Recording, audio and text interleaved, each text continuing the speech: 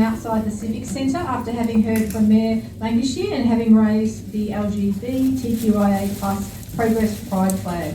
The flag will stay raised all week, so you can still see it flying during the next few days. I'd like to start by acknowledging our special guests here today. So we have our Mayor, Councillor Lancashire.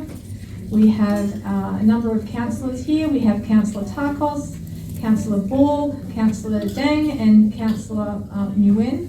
I'd also like to acknowledge that we also have our Senior Sergeant Nathan Vipon from Sunshine Police Station.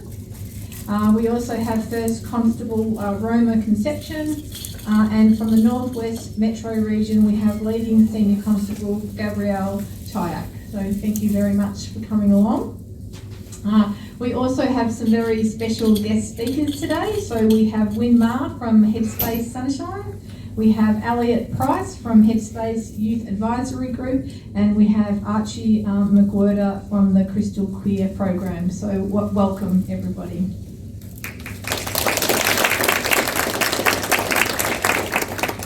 So we are proud today to bring together Brimbank staff, councillors and partner organisations. And this is the 9th time that Council has publicly acknowledged the significance of this day and what it means to the LGBTQIA+ identifying communities and Brimbank and across the globe. Here at Brimbank Council, we are passionate about supporting the LGBTQIA+ identifying community. We have done some important work and have also had some amazing achievements over the years. In February, I had the absolute pleasure of participating in the Midsummer Pride March. This was the first time that Brimbank Council marched under our own banner, and it was certainly an honour to be there in support of and in solidarity with LGBTQIA+ identifying people and allies from Brimbank and across Victoria. You can of course currently see the LGBTQIA+ Progress Pride flag on the ground in front of the Visi Cares hub here in Sunshine, which is just around the corner there, which was renovated and repainted last year by members of our Crystal Queer program. The Crystal Queer program is a social support program for LGBTQIA+ identifying young people between the ages of 15 to 25, run by our fantastic Brimbank Youth Services team. Council also has an internal LGBTQIA+ working group which is steadily growing and discusses all things LGBTQIA+ internally. If you would like to get involved in the network, please get in touch with our project officer, Jacob Tioli. Where's Jacob? Over here. Jacob's over there. Jacob does an incredible job supporting our organisation to be better. I'd also like to acknowledge activities last November when Brimbank Council hosted the Transgender Awareness Week short film gala at the Bowery Theatre. It included a great collection of stories from trans and gender diverse identifying people from Victoria and across Australia, and it is something that we can hope we can continue to support. While we have had some great displays of support in our workplace and through our community, there's still a lot more work that we can do in this space. And as part of the Council 2021-2025 Council Plan, we are also currently developing a Brimbank Cities Council's very first LGBTQIA+ action plan. And this is going to guide and enable our work to advocate as an ally, supporter and driver of change, to deliver programs and support, partner with other local organisations, and plan and deliver safe, accessible and inclusive infrastructure and facilities in our community. Over the last 12 months, we have completed 3 phases of the engagement with more than 300 community members, staff, volunteers and industry professionals. The draft LGBTQIA+ action plan will go to Council in the next few months, and it is important that we can do this to get further community feedback and endorsement of this work in a safe way. So today we are really lucky because we have some fantastic guest speakers who are here to discuss LGBTQIA+ cultural safety and security, as well as the impact this has on mental health and wellbeing. Particularly with recent events and protests happening across Melbourne and Victoria, it is really imperative that we as a council maintain cultural safety, security and emotional wellbeing for identifying members of the community.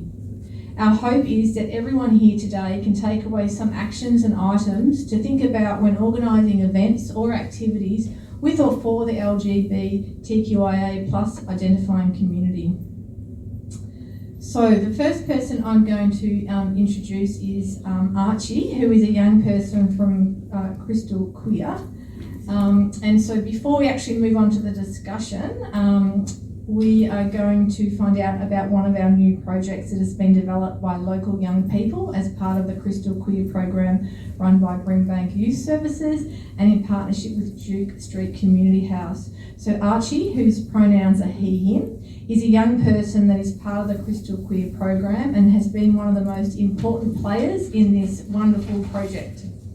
He's going to tell us about a new program and podcast developed in partnership with the Duke Street Community House. It's called IDAHOBIT and the Crystal Queer Dears podcast. Let's welcome Archie.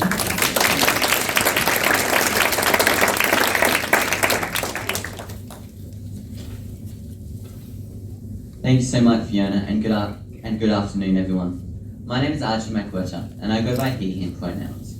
I'm here today to welcome you to the world of Deartopia. I'm a young person who is part of the Crystal Queer program, which is run by Brimbank Youth Services, which is a social support program for young people aged between 15 and 25 years of age. I would like to introduce you to the official Crystal Queer podcast titled IDAHOBIT and the Crystal Queer Dears.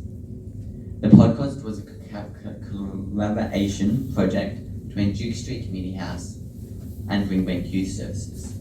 The podcast is a narrative that follows Ida and a journey to helping some queer dears along their self-discovery. The podcast is officially released as of this morning, so you can check the podcast in full-on bitterly crystal queer dears. The podcast was available on all platforms this week. But I'd like to now show you a short snippet of the podcast with a video.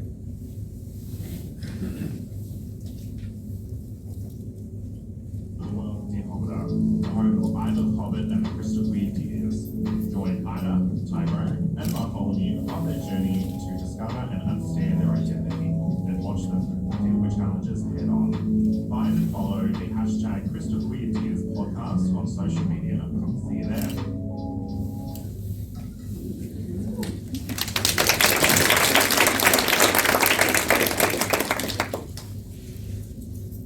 I'd like to thank all the members of the Crystal Queer program who helped us put this together.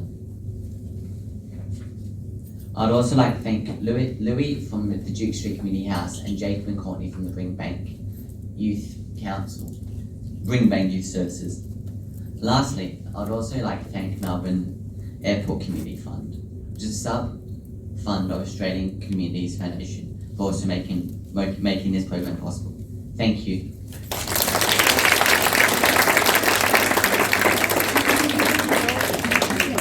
Thank you so much, Archie, and I'll certainly be tuning in to listen to the full podcast. It's fantastic to see such an amazing idea from our local young people, and what a display of creativity. So I'm now thrilled to introduce you to our guest speakers, who are leaders and advocates for our LGBTQIA plus identifying community. So firstly, please join me in welcoming Win Ma, whose pronouns are she, her, who is from Headspace Sunshine. You get the first choice of the chair. Secondly, we are also very excited to hear from Elliot Price, who is an integral part of Headspace Sunshine's Youth Advisory Group. Welcome, Elliot. And lucky last, we'd also like to welcome back Archie McWhirter, pronouns he, him, who is a member of our Brimbank Youth Services Crystal program. Archie also works alongside the Western Bulldogs with their mental health field. So I'll just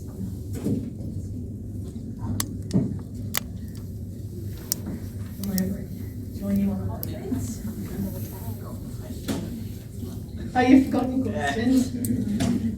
That's that's okay.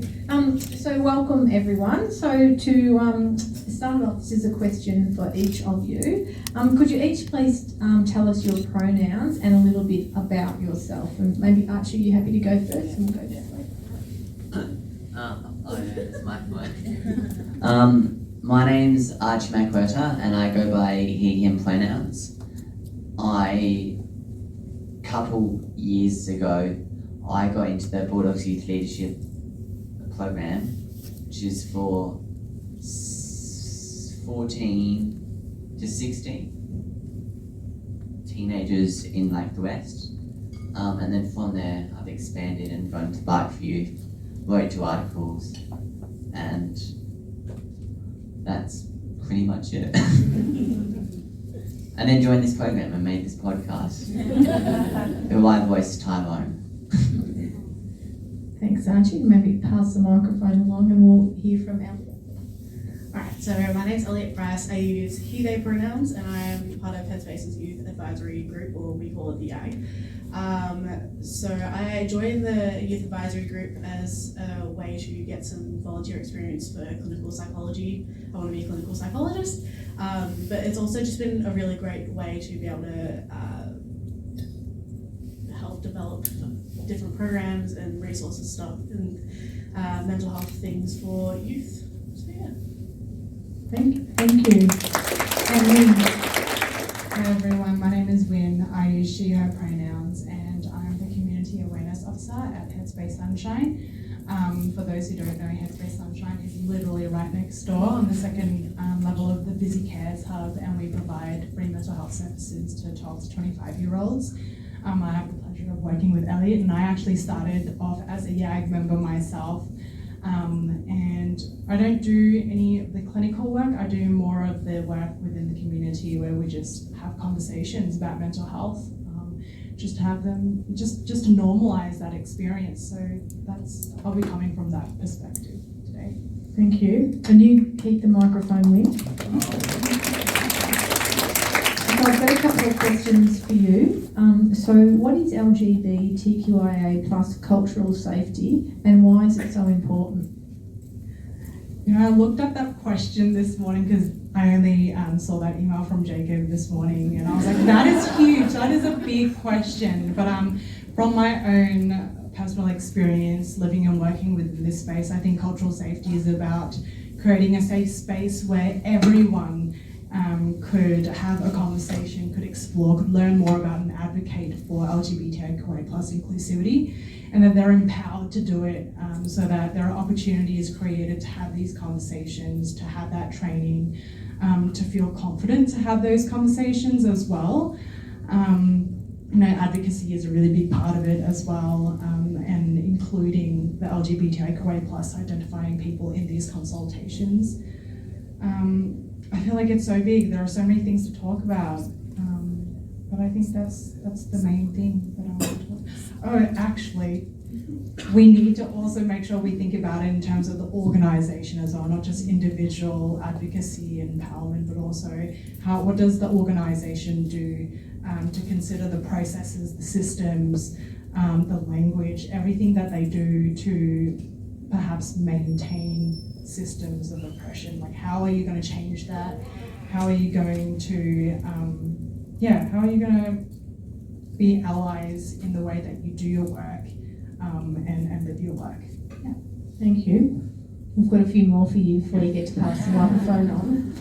So in terms of mental health, what effect does LGBTQIA plus safety have on mental health and well-being on identifying people? I think, the mayor captured it really well this morning, talking about how I think 60% of people identifying as LGBTQIA plus experience harassment and discrimination just as a result of them identifying. And I think I had a really quick look at statistics this morning, and compared to the general population, young people, actually people in general who identify as LGBTQIA plus are 18 times more likely to contemplate attempting suicide. So think the question is, how does it affect mental health, right? And that is, if we create spaces that are safe, where they feel empowered, valued, validated, where they could be themselves, but also be celebrated, to be seen as like, not just like a difference, but also another way of thinking about things that is helpful and valuable. I think it creates a space of belonging. And I mean, a bit of a thought experiment. If you all rocked up to work and you felt safe to be yourselves, where you, where you feel valued, where you feel like you like the people around you, you feel like the people around you like you, you're more likely to rock up to work, you're more likely to, perform, you're more likely to work well with a team, and that's great for the whole organisation as well. Thank you. And Winnie, are you able to tell us about any local services available for our staff and all the community where you can receive help or advice? I guess I'll start with Headspace Sunshine. We do have a trans and gender diverse team there.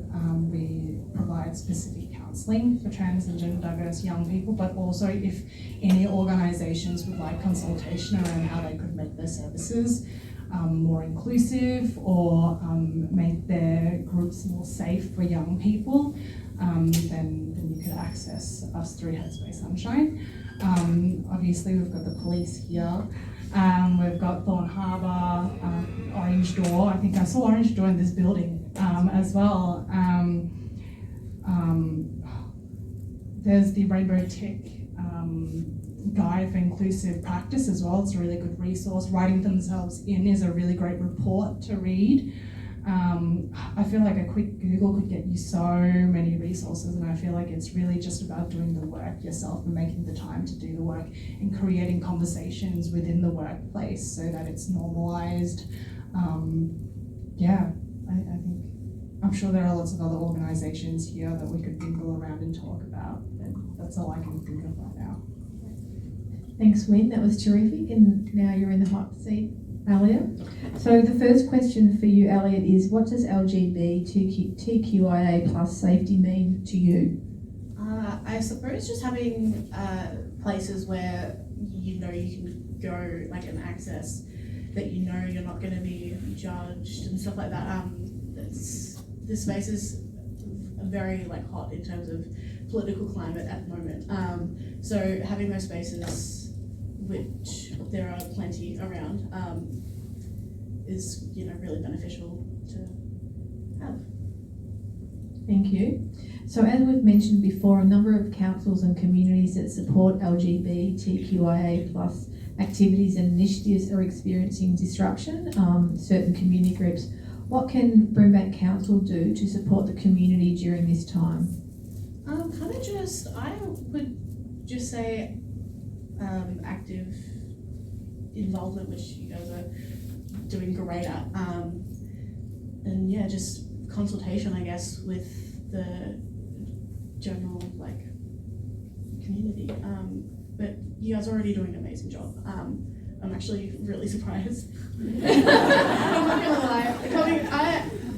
I am actually from Central Gippsland, so whilst they're doing great, they're doing work, I guess. It's definitely not as developed as Brimbank Council. You guys are doing amazing. That's great feedback. Thank you. Is there any examples that you could think of that staff might be able to do in their work that would be able to improve support and cultural safety for LGBTQIA plus identifying? I'm not going to lie, I don't really know how to answer this question, mainly because I don't know much about what you guys are doing currently. I am only fairly new to the area, so I guess I just haven't had the chance to be able to, research, I guess. Is there any things that you've experienced before that are good examples that would be helpful to share? Not that I can think of off the top of my head, to be honest. Thank you, but as soon as you get off the stage, you will. It'll be when you can't remember anything, so we might have a chat to you afterwards as well. So Archie, over to you now, putting you back in the hot seat. What does LGBTQI plus safety mean for you? It means that people can like come up to like other people and chat about it. Like everyone should be able to welcome to like they're not different people to the straight people. Everyone's the same and you should all feel safe to chat to them. And we do have amazing businesses like the police, like Headspace that you can always chat to as well. But everyone, it's like the same with disabilities, everyone's the same. You shouldn't treat people differently based on like the gender, the disability, so on. Thank you, Archie. What is a way LGBTQIA plus identifying people are able to build resilience within this current climate?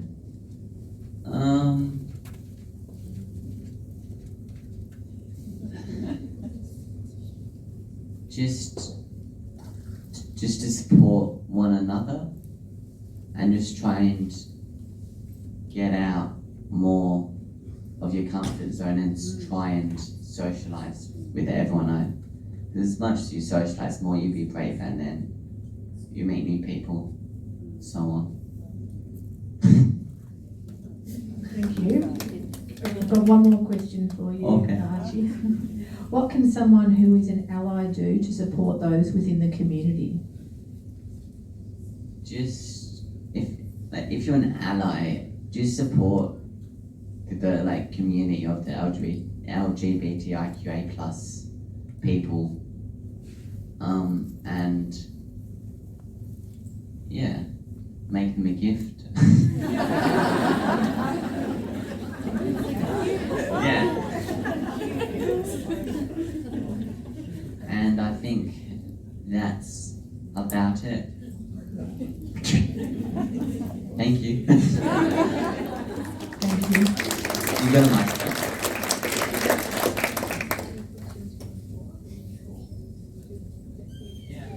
So we've just got a little bit of time, so I just thought I might just open up to the floor if anyone has a burning question for any of our panel. So these are questions without notice, so they're very brave saying yes to that.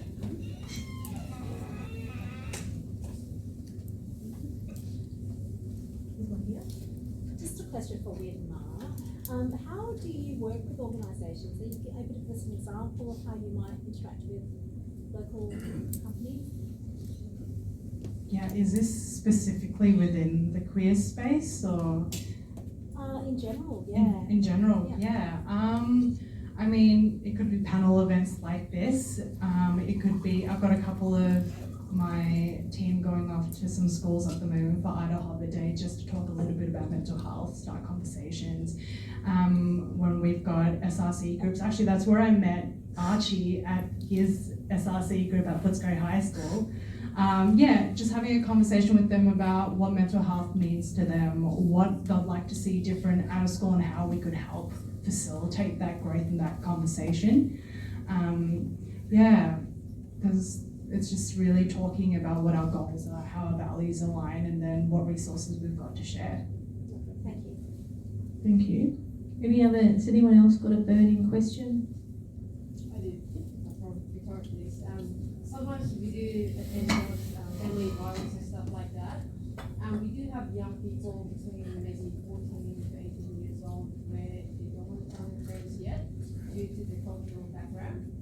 Some of them will approach me and say like, look, I don't want any resources now, but just wondering if there is some in Brimbank where it's the same culture like Chinese or Asian that they can, feel comfortable talking to instead of their family, because sometimes they feel like they're obligated to tell their own family. Do we have that here in Brimbank at the moment?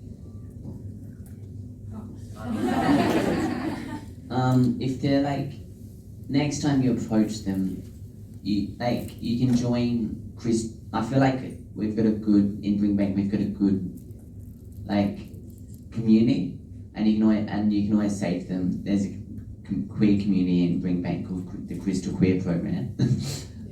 You can always join that because it's small and you'll discover who you are, and join Headspace Sunshine. It's probably there's two queerest groups in the West. When did you have any other one for that one? It's sorted. Thank you. I might just have time for one more question if anyone has another question. What did you get out of the podcast, out of doing the Crystal Clear Beer podcast? I got out of, like, when I first got my role as Tyrone the deer, I had no idea, like, what trans meant. And I was, like, got out what it meant. Like, people can just... I struggled with it, and then with the help from my friends, I got the understanding of the community more. Thank you. Oh, that's lovely, isn't it? Up the back there. That's Yeah. lovely. I got you, Archie. That's lovely. So I just really like to thank Wynne, Elliot and Archie, because that's very informative and sharing some of your personal stories, and I'm always just in awe of young people who can, get up on stage and speak with such confidence. So you've done an incredible job, and you've taken some questions from the floor as well, so let's give them a big round of applause.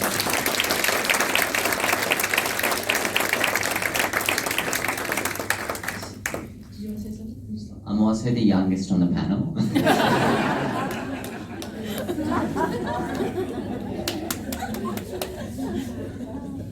You often lose that claim to fame pretty quickly. Yeah. Yeah.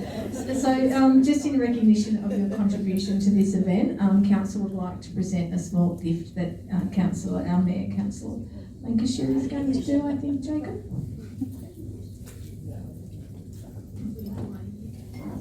Your water.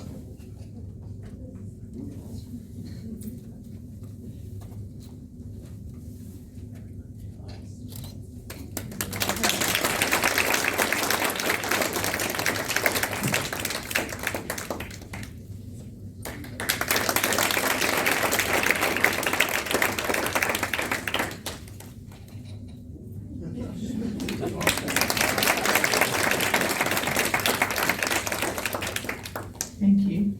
So I'd also, just before we finish up, I'd like to thank the staff from Community Strengthening and the Social Planning Department who have helped shape and organise today's event. I think they've done a terrific job, and the room looks fantastic as well. So if we could give them a round of applause. They've done an amazing job. A lot of them are all up the back of the room, so thank you. I'd also really like just to thank each one of you for your attendance, as well as your ongoing support in creating safe spaces for the LGBTQIA+ identifying colleagues and communities. For everyone that is here in person today, we would also like you to make a pledge to support the LGBTQIA+ identifying community in the form of a photo or video message. And Jacob's pointing to the wall down there. It's by the collage. Excellent. And we have some picture frames set up on the side, so great to get some photos and we can share them with our internal comms team. We're also inviting you to make some pronoun badges here today. There is a table set up next to the frames, and someone can assist you in making them as well. And for those Brimbank staff, anyone who wants to get their pronouns added to their name badge, just see your manager and we can organise some fresh name badges as well. And so finally, I'd just now, to the exciting part, like to invite our Mayor, Councillor Lancashire, to cut the rainbow cake with our councillors who are present, and our special guests as well. And so once the cake is cut, please feel free to stay, get some photos, have a chat, and enjoy the afternoon.